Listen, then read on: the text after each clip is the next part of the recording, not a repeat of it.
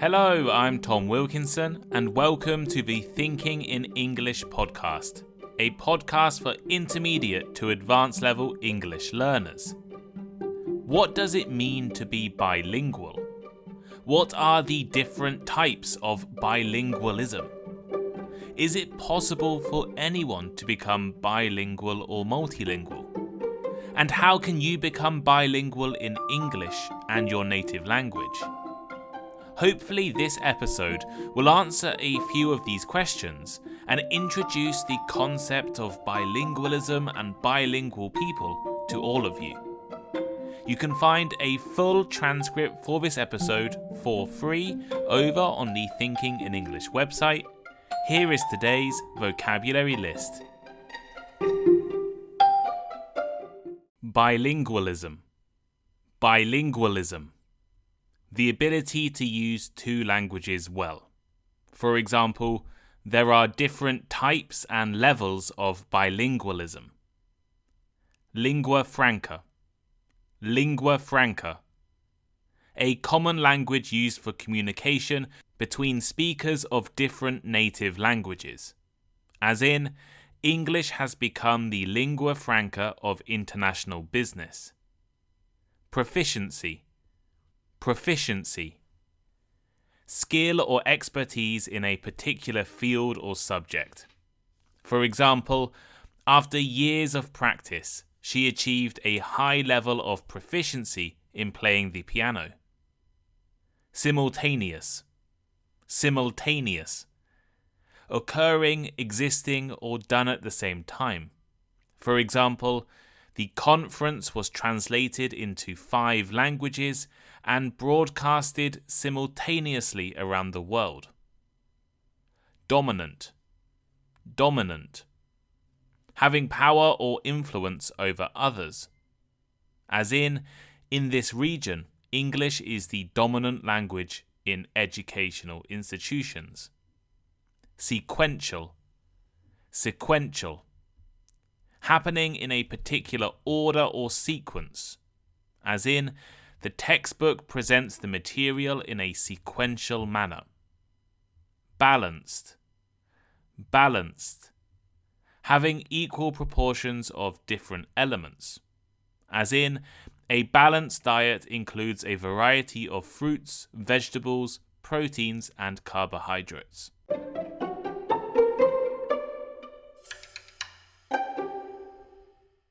I'm sure that many of you listening today have the ultimate goal of becoming bilingual in English and your native language.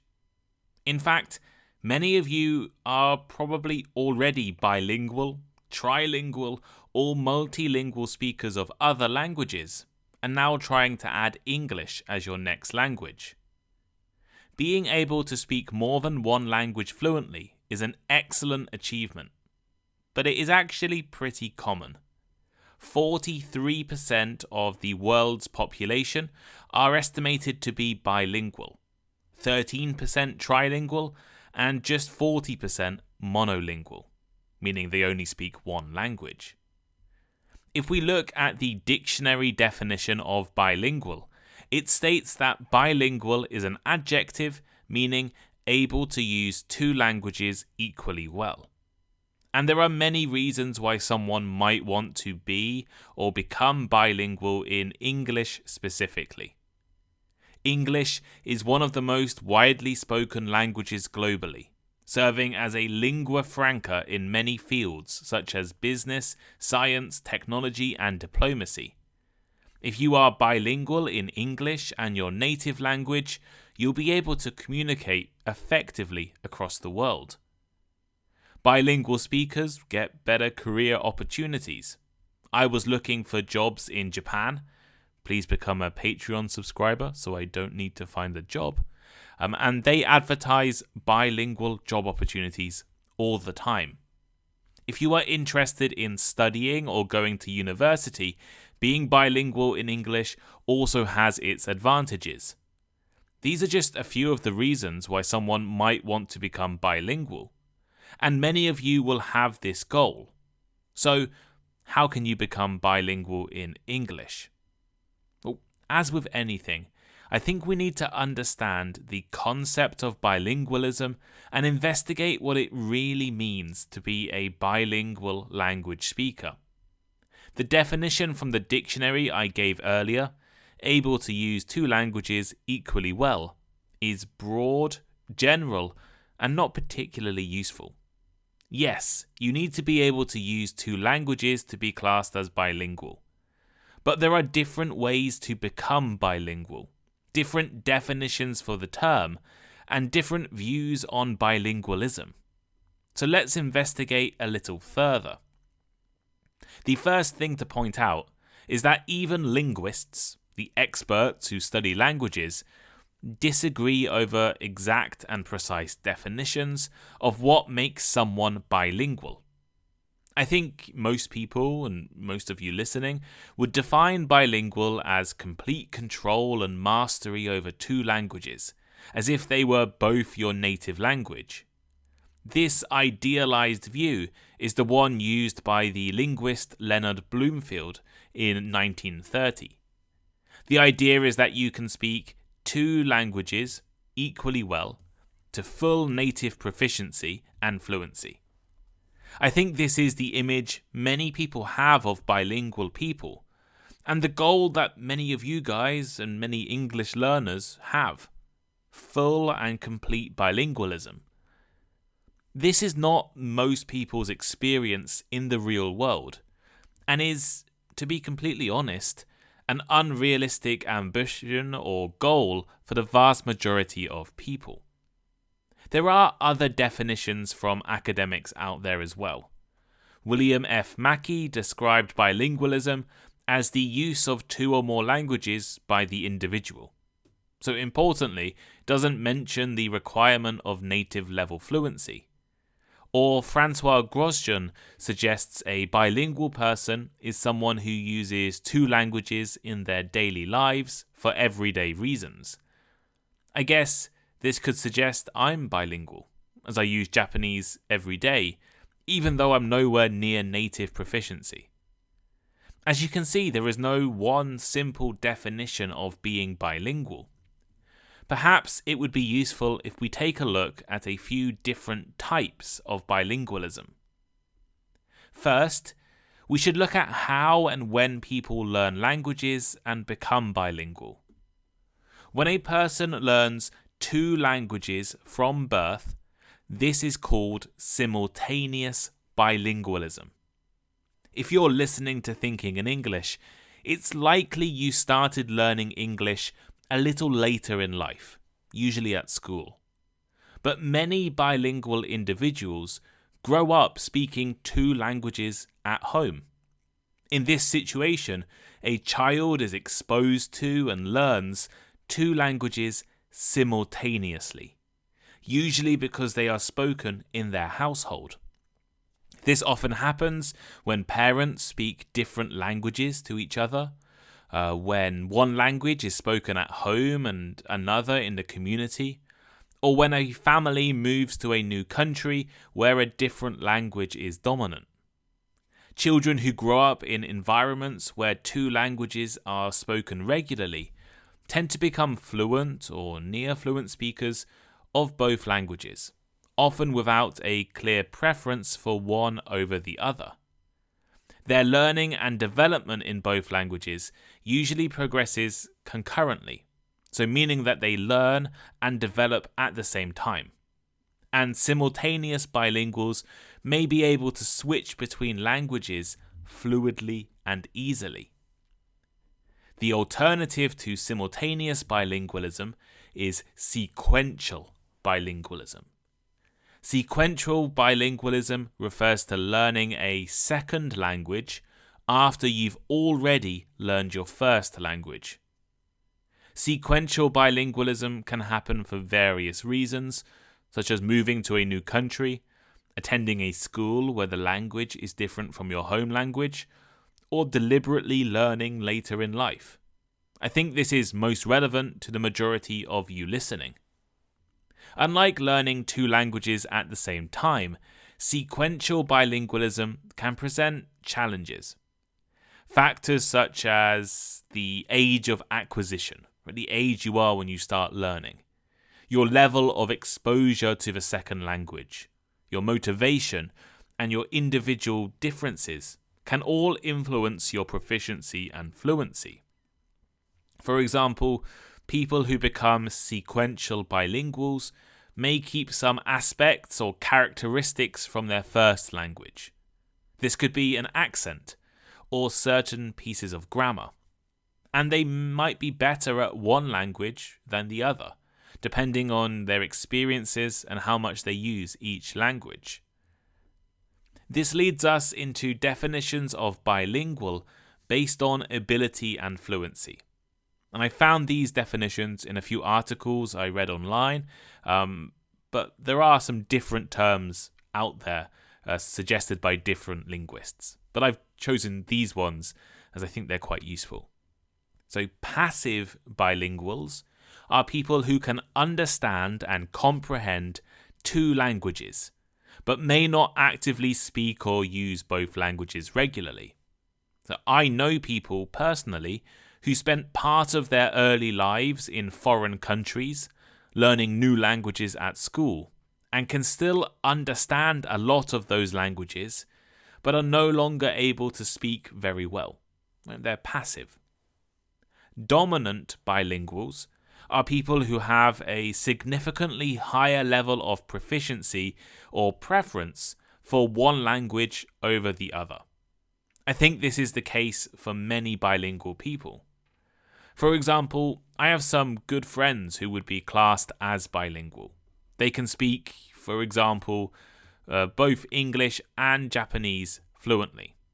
However, their English is better when it comes to academic writing or business communication because they were educated at English-speaking schools and universities.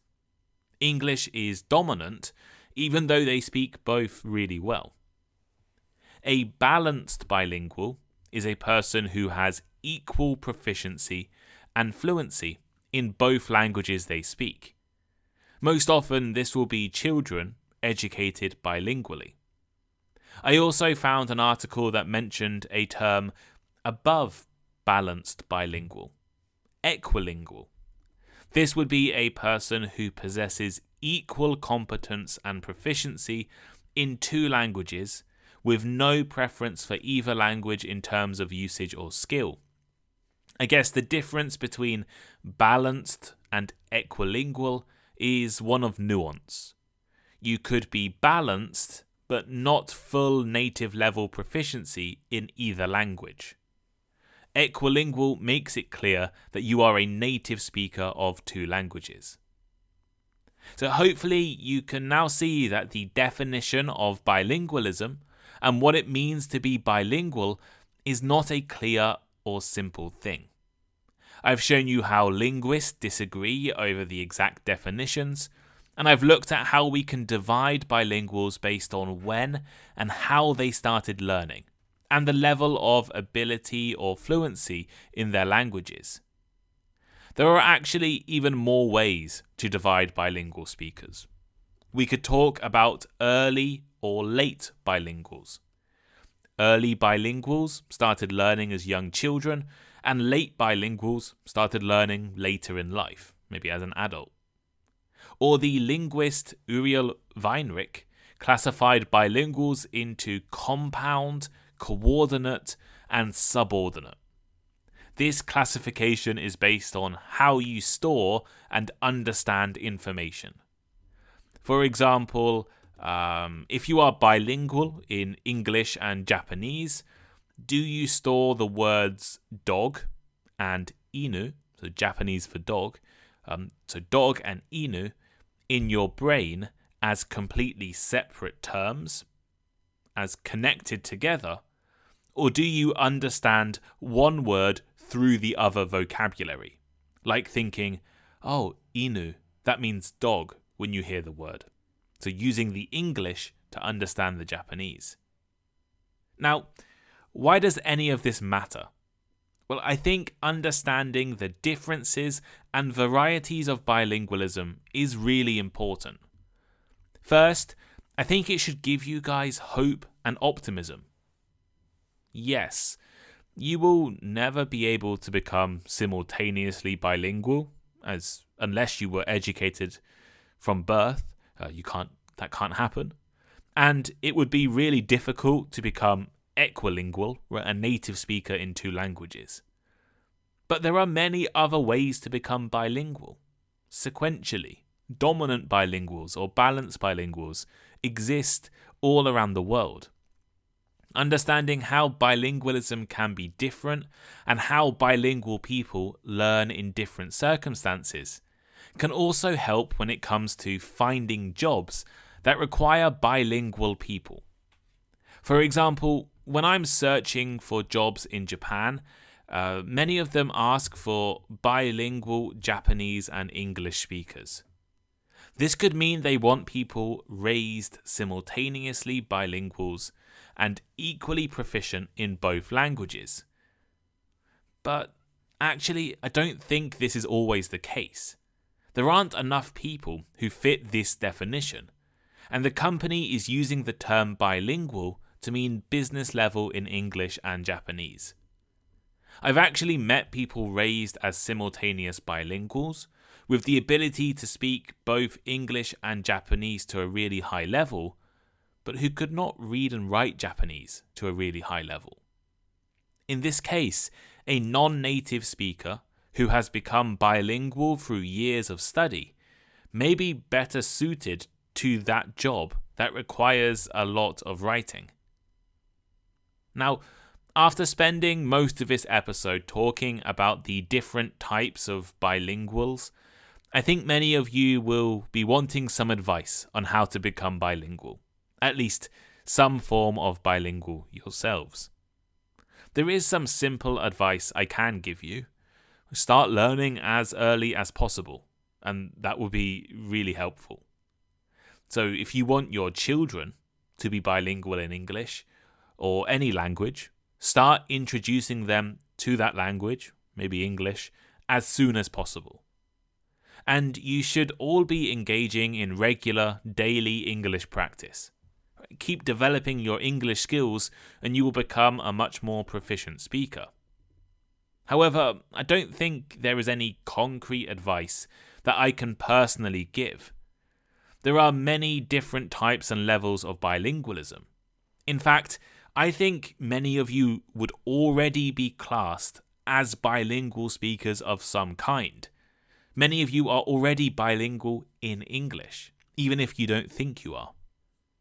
The best advice I can give is to set achievable and deliberate goals for your English learning. Rather than aiming at being bilingual, focus on something more realistic, measurable, or attainable. While my overall dream is to be a balanced or near balanced bilingual in English and Japanese, this isn't my current goal. My goal right now is passing a Japanese exam in July, and then passing the next level in 2025. You can listen to my study plan and strategies over on Patreon in a recent bonus episode. I think this will allow me to focus and stay motivated and accountable while studying, but also push me towards higher proficiency in English and Japanese. And I think this is good advice for all of you listening. Rather than focusing on becoming a bilingual speaker of English, focus on a measurable and achievable goal, like taking a proficiency test.